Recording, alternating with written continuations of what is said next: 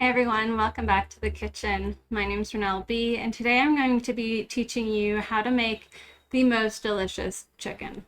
And so this is going to be a breaded chicken in almonds, so you're not getting the gluten if you're celiac or anything like this. You're also getting a little bit of extra crunch and texture that breadcrumbs doesn't always have. Let me just turn down the water here. So we're going to be making the chicken in our crusted almond, and it's going to be flavored with sage. I have a little bit left over because I made this yesterday, and it has parsley, and parsley is also a really great herb to use. But I'll be pairing this dish with some homemade pumpkin-filled raviolis in a sage butter sauce, so that's partly why I want to flavor my almonds with sage today. You can also throw in some Parmesan if you have it laying around the house. That's also a really great option. And we're going to be making some mushy peas to go on the side for some green. And so to begin, I've washed and prepared my chicken.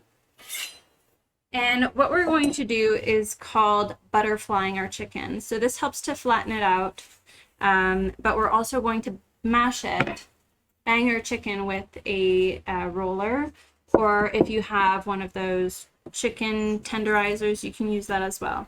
So always wash your chicken and dry it really well to help ensure that everything sticks to your chicken properly. And you'll notice I usually go around with my knife to get rid of little pieces of chicken that are kind of like this here. So when you buy chicken at the store, it'll have like a little extra flap. Here, this is a good idea. So it'll have like an extra little piece of chicken, and I'll usually just cut that off and I'll save it for whenever I'm making some sort of a chicken stir fry. I'll probably be doing that tomorrow in order to utilize these pieces and the pieces that I did this to yesterday. And so to butterfly, you're going to turn it down, face up, so the pretty side up. And then you're going to go with a really sharp knife. I like this long skinny knife. You're going to place your palm down on the chicken, and you're going to basically start slicing halfway down the chicken. Not all the way, you don't want to separate it, but this helps to just flatten it out. So I'm going to do that along all 4 of the chickens that I'll be cooking today. And this is going to be a really easy lunch, guys. I have my water boiling for my pasta and for my green peas. And so if you're curious to know how I made this homemade ravioli, you can get that recipe in my recipe book. It's going to be my latest Italian pasta making intensive recipe book. And I discuss how to make all kinds of different pastas. That was a bad cut. All kind of different pastas, pasta sauces. The sage and butter sauce I'll be teaching you today, but I also cover a few different sauces, different shapes for your pasta and fillings as well. So the pumpkin filling is one, and we also learn how to make homemade butter and ricotta cheese from scratch using milk. So I teach you all that in that recipe book if you're interested. And so now that my chicken's butterflied, I'm going to rinse my hands quick, and I'm going to start defrosting my peas. It's not going to take all that long to cook them, but it's okay if they overcook a bit because we're going to be mashing them anyways. And so I have just frozen green peas here. I'm going to put them in some boiling water. And I'm just going to let that cook down. I'm going to turn off my boiling water here because the pasta, when you make homemade pasta, it really takes no time at all to make when you're recooking it. And so let's get started. I usually will use some sort of a lining. You can use plastic wrap, but I'm just going to use this plastic bag here, and I'm going to lay it on top of my chicken breast, and I'm going to whack it. Okay, so that's pretty good to me. And when you make chicken this way, it actually cooks really, really quick. So this is partly why it's such a quick and delicious meal. Because by flattening it, we're just going to grill it in a pan, and that'll be it. So speaking of, I'm going to add my heat on my cast iron to get that nice sizzle when we lay it down onto the next piece.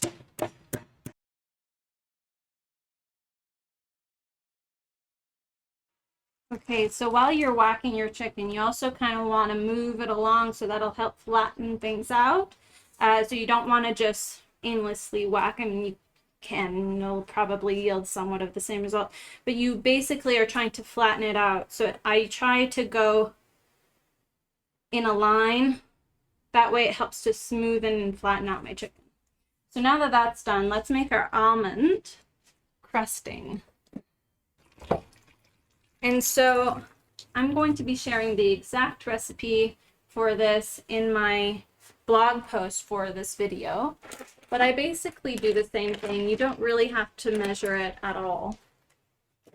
So what I'm going to be doing here is basically just adding, for 4 chickens, you're probably going to want 2-ish, 4-ish handfuls. It does require a lot of almond. And if you have extra, that's fine, because you can always reuse it. Then you have some for an even quicker lunch some other time. And I just store it in a plastic bag. So I'm going to add some fresh herb here. As I mentioned earlier, I'm going to do some sage. And then I'm also going to just simply add salt and pepper. You can also add garlic powder if you want, or onion powder. And I'm just adding about 1.5 teaspoons of salt to help season it, because this is also what's going to season your chicken, right? And then some fresh pepper. And then the rest of the sage is going to be for our sage and butter sauce. Give it a taste. The sage is really good. So that's pretty good. It's pretty salted. I'm going to keep this on so that the flies don't get to my chicken. And I'm going to add this to my bowl. And since I have parsley in the one I made yesterday, I'm just going to give it a little toss to incorporate some of that parsley inside with our almonds here. And it's okay if you have larger chunks than the rest. It'll just give it a little extra crunch, like I mentioned. Okay, so our green peas are doing well here. Next up, we're going to cook one of these at a time. So I want to make sure that my heat is nice and hot. To it, I'm going to add about 1 tablespoon of olive oil. And for the sake of it being delicious, I'm going to add a bit of butter too. About 1/2 teaspoon to 1 teaspoon of butter. I like to combine olive oil and butter when I'm frying some sort of a chicken thing like this, because it does help to give it a nice color too, that like brown butter flavor. And so I have egg whites here because I saved them when I made my pasta workshop, which was just the other day. So again, if you want to learn how to make pasta, and if you have extra egg whites, this is a really great way to utilize leftovers. And so toss it into my almond. I'm just going to make sure that everything is nicely coated in some of that flavored almond crunch. Take this over to my pan. Just drape it in the pan. Got a nice sizzle already, and in the meantime, we're going to prepare our other pieces of chicken. Again, like I mentioned, it won't take too long to cook, which is great. And in order to make sure it doesn't burn, I keep it on like a medium lowish heat. That way it's not too hot and you're not going to burn your butter and you're not going to burn the almonds. And with my next chicken here, making sure that all that excess egg wash falls off, and then into the pan with my crumbs. I'm just working it around.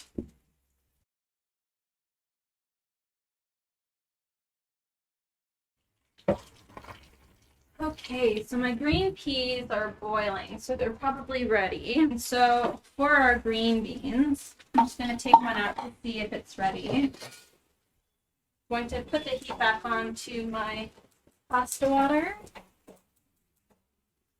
And I'm going to add a pan, which is where I'm going to be making my sage butter toast. So add the heat on that.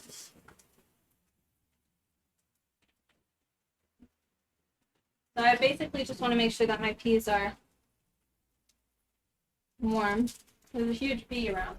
So that's good. I'm going to take them off the heat now. And now that's going, I'm going to add, since I'm making 4 servings, or they're going to be side dishes, so I'm going to be making about 3 servings of ravioli, or 4 servings of a smaller portion ravioli, because it's a side dish. So I'm going to do about 6 tablespoons of butter. And I'm going to chop the rest of this sage.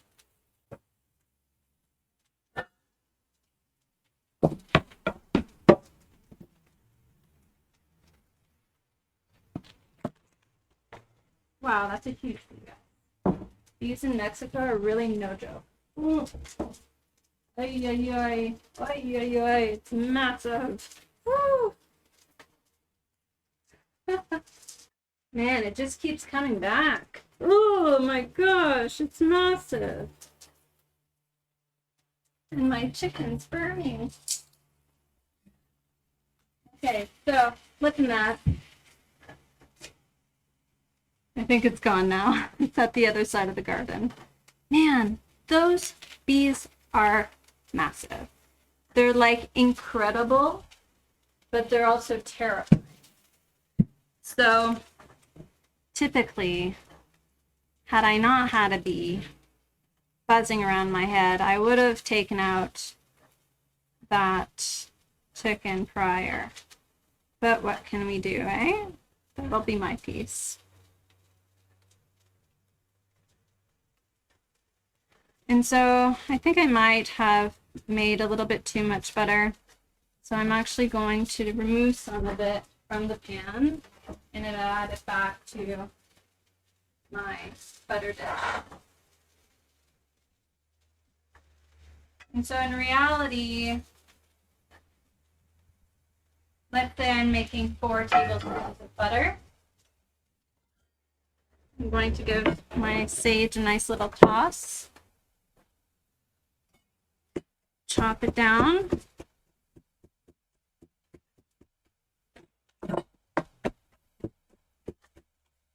I'm going to remove my chicken now.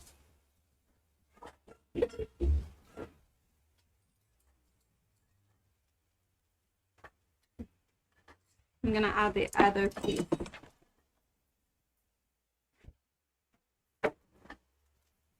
I'm going to lower my heat a little bit.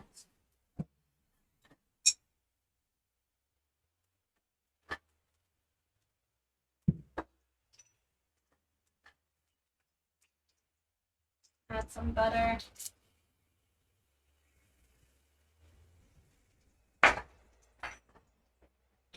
Move it around. And add the next chicken fillet. So my butter's not quite melted. I just added some more heat to the pan. This bee's giving me anxiety. Okay, so I'm gonna add my sage to my butter. I'm gonna add my pasta now to the water.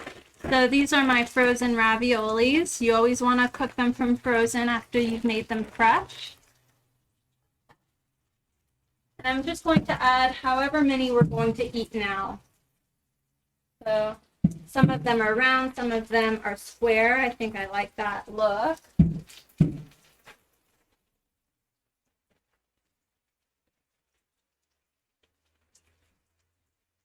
And since they're frozen individually first, You don't really get them to stick. Sometimes some will stick, but for the most part, it's pretty good. And so that looks good to me for the amount of pasta we're going to eat. I'm going to flip my chicken around.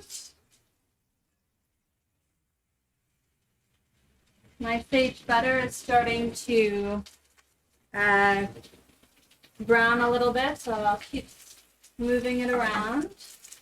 And as mentioned, homemade pasta really takes no time at all. I should have added some salt to my water. I forgot that. But typically once the water is boiling, you'll add a little bit of salt. And now for the mushy peas. I'm going to add my mushy peas to my food processor.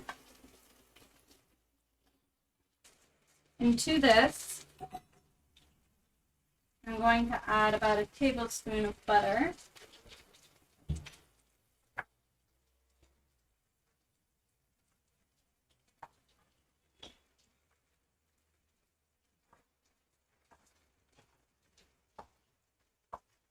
And about a teaspoon of salt, or half a teaspoon of salt. You can always add more if it's not seasoned to your liking. And we're going to blend these guys. I'm going to give my mushy peas a little taste test. Make sure that they taste good. Yep, that's perfect. I'm going to set this aside. So it's time to serve. And then the noodles look good. So I'm going to add them to my pan of butter. And I'm going to add a bit more of the water actually.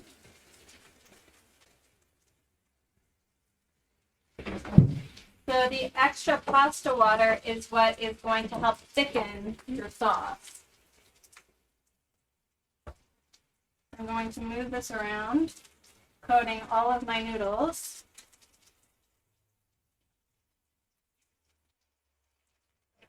I'm going to give a little extra sprinkle of salt.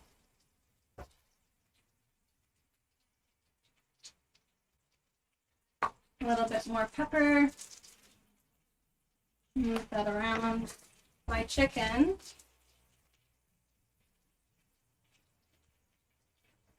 Let that cook on the stove.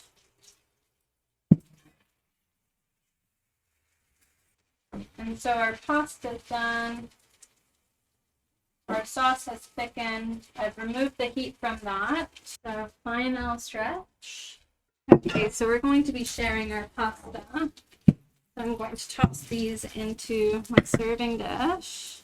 You could add and top up this dish with some fresh sage and Parmesan if you'd like. Make sure that you get all that sage butter sauce on the noodle. And these are an excellent main dish or side dish with some sort of a chicken like we're making. Really, all in all, a great, fantastic meal.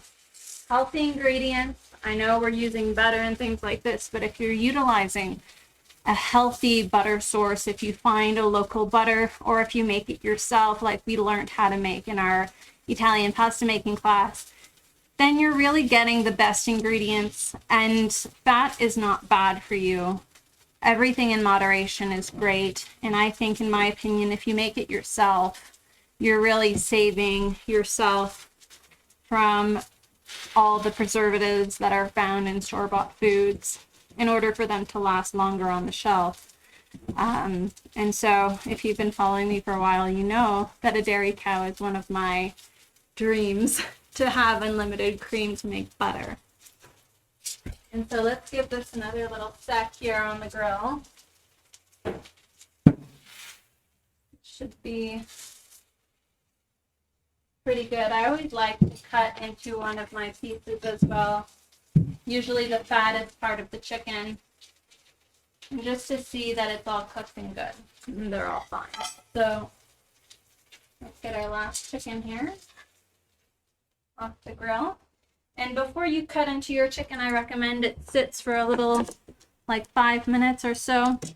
And so now that our peas are ready, our chicken's ready, and our pasta's ready. I'm not too sure how long that took, It really took no time at all. And so, whoosh, I'm just going to plate this on each of our little dishes here. We're eating in our outdoor kitchen, so we don't have the fanciest equipment here, but who cares? We've got plastic plates and mishmashed dishes. So this is going to be for my partner and I. Homemade ravioli, some nice almond crusted chicken, some green beans, and some pasta on the side. And the rest of these dishes, well, we'll tidy in a little bit. And so there you have it. Beautiful crusted almond chicken, side of ravioli in a sage butter sauce, and some mushy green peas. And so I hope you enjoy this recipe and this meal. It's really easy, really quick, doesn't take too long to make. And so let me know in the comment section below if you enjoyed this video, if you learned something new. I'd love to hear. If you have any questions, please feel free to ask me. And of course, I'll leave the description link in the video to the pasta making intensive class if you'd like to watch and purchase this. You get a recipe book and a walk step-by-step basic video, 3 hours long. We're basically cooking side by side in a workshop style video. And so I'll teach you how to make all of those recipes. And so be sure to check the link below. Until next time, have a beautiful day, enjoy cooking at home, and I'll catch you later. Bye for now.